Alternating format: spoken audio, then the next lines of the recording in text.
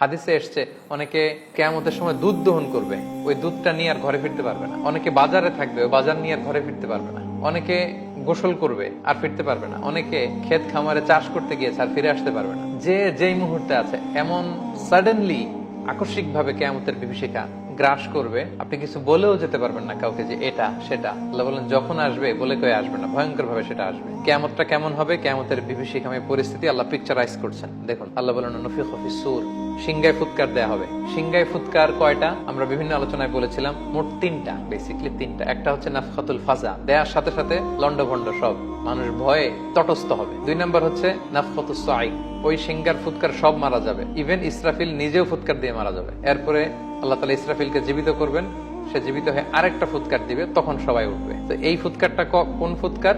3 number ফুৎকার, the last whistle of the trumpet. যখন সিংহে ফুৎকার দেয়া হবে, ফাইদা হুম মিনাল আজদাসি ইলা রাব্বিহিম ইয়ানসিলুন। ফুৎকারটা কিভাবে দিবে? হাদিসে এসেছে আল্লাহ তাআলা এই ইসরাফিল ফেরেশতাকে শুধু তৈরি করেছেন একটা বাঁশিতে ফু দেওয়ার জন্য, আর কোনো কাজ নেই। This is the only job specification of Angel Israfil আলাইহিস সালাম। ওনার কাজে একটাই। বিশাল আকৃতির এই ফেরেশতা, তাকে সৃষ্টি করার পর থেকে তার 2 ঠোঁটের মাঝখানে এই বিউগল বা ট্রাম্পিটটাকে, হুইসেলের বাঁশিটাকে রেখে তিনি আরশের দিকে তাকিয়ে আছে, যাতে আল্লাহ তাআলার আদেশ আসার পরে এক মুহূর্ত, চোখের পলকও যাতে দেরি না হয়। কখন আল্লাহ বলবেন সাথে সাথে হুইসেল দিবেন। আল্লাহু আকবার। হুইসেল দেওয়ার পরে 3 নাম্বার হুইসেলের কথা এখানে উদ্দেশ্য। দেওয়ার পরে কি হবে? মিনাল আজদাসি ইলা রাব্বিহিম ইয়ানসিলুন। অনেক মুফাসসির বলেছেন মিনাল আজদাস মানে মিনাল কুবুর, কবর থেকে লাশগুলো উঠতে আরম্ভ করবে, এবং ইলা রাব্বিহিম ইয়ানসিলুন, আল্লাহর দিকে দৌড়াতে শুরু করবে। ইয়ানসিলুনের অর্থ অনেকে বলেছে ইয়ানতাশিরুন, ছুটবে। আবার ইয়ানসিলুন শব্দের রুট ওয়ার্ড হচ্ছে নাসল। নাসল মানে জেনারেশন, মানে জেনারেশন টু জেনারেশন উঠবে, জেনারেশন টু জেনারেশন উঠবে। লক্ষ লক্ষ বছর আগের মানুষ উঠবে। কিয়ামতের আগে, সপ্তাহখানিক আগে যে মারা গেছে, যার বডিটা হয়তো এখনো পচে নাই, সেও উঠবে। আবার লক্ষ লক্ষ বছর আগে সেই যে আদম আলাইহিস সালামের ছেলে হাবিলকে হত্যা করেছিল কাবিল, হাবিল হচ্ছে পৃথিবীর প্রথম নিহত মানব, তার কবরের জিন্দেগিটা বড্ড লম্বা, তিনিও উঠবেন। জেনারেশন টু জেনারেশন সব উঠতে আরম্ভ করবে। আজদাস অনেকে বলেছেন কবর, আসলে আজদাস আরো ব্যাপক। কবর ছাড়া অন্যান্য জায়গা থেকে উঠবে, কারণ পৃথিবীর অনেক জায়গায় বন্যা হয়েছে, অনেক জায়গায় সভ্যতা চেঞ্জ হয়েছে।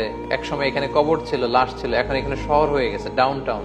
এর ভিতরে তো মানুষের লাশ পড়ে আছে মাটির নিচে, বা তার কোনো না কোনো অস্তিত্ব আছে। আল্লাহ বলেন ওইখান থেকে আমি উঠাবো, দলে দলে, জেনারেশন টু জেনারেশন সব উঠবে। এরপরের আয়াতটা খুব ইন্টারেস্টিং, আমার খুব পছন্দের আয়াত। উঠে কি বলবে? ক্বালু ইয়া ওয়াইলানা মান বা'আসানা মিন মারকাদিনা। ইয়া ওয়াইলানা, আফসোস, মান বা'আসানা মিন মারকাদিনা, কে আমাদের ঘুম ভাঙালো রে, কে আমাদেরকে উঠালো? সবাই অদ্ভুত, মানে কি যে হয়েছে টেরই করতে পারবে না। মাঝখানে আমরা যখন গভীর ঘুমে আচ্ছন্ন থাকি, কেউ হুট করে আমাদেরকে বড় আওয়াজে ডাক দিলে আমরা উঠে এখনো সম্বিত ফিরে পাইনি, কেমন যেন আমরা কি কি বলতে থাকি, তাদের অবস্থা এরকম হবে। কে আমাদেরকে উঠালো?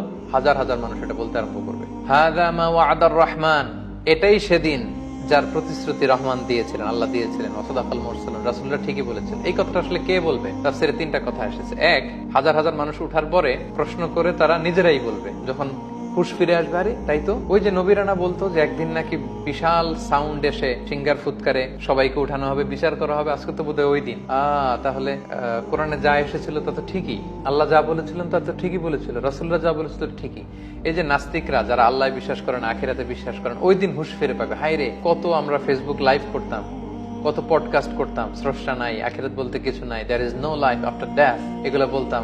ওই দিন ঘুম থেকে ওঠার পরে নাস্তিক গুলো বলবে, ওহো, তাহলে তো ঠিকই যা যা শুনতাম কোরআনের আয়াতে তাই তো ঘটছে, রাসূলরা যা বলেছিল তাই তো হচ্ছে, আলেমরা, স্কলাররা যা বলেছিল শেষমেশ এটাই সত্যি হয়ে গেল। হায় হায়, আমরা বিপদে পড়লাম। এই ঘটনাটাই ঘটবে। লক্ষ লক্ষ মানুষ উঠে বলবে, মান বা'আতানা মিন মারকাদিনা হাযা মা ওয়া'দার রহমান ওয়া সাদাকাল মুরসালুন। তাহলে এক তাফসীর এসেছে নিজেরাই হুশ ফিরলে বলবে, আরেক তাফসীর এসেছে একদল বুঝতে পারবে না কি, আরেক দল বলবে, আরে এটাই ওই যে কিয়ামত শুনতা, কিয়ামত। রাসূলরা যে বারবার বলতো, দাওয়াত দিত, আলেমরা বারবার বলতো, দাঈরা যে বলতো, স্কলাররা রিমাইন্ডার দিত, আজকে সেই রিমাইন্ডারের বাস্তব। আরেক তাফসীরে এসেছে না, ফেরেশতারা বলবে।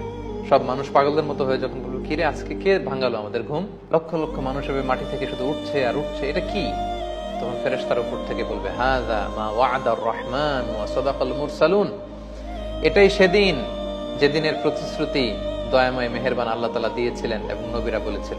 ইন কানাত ইল্লা সাইহাতান ওয়াহিদা, এক বিকট চিৎকার, বিকট আওয়াজ সেদিন হবে। ফাইদাহুম জামিউল লাদাইনা মুহদারুন, আল্লাহ বলেন সব মানুষ সেদিন আমার সামনে দাঁড়াবা, আমার বিচার সেদিন শুরু হবে, আমার সুপ্রিম কোর্টের কাঠগড়ায় তোমরা দাঁড়াবে।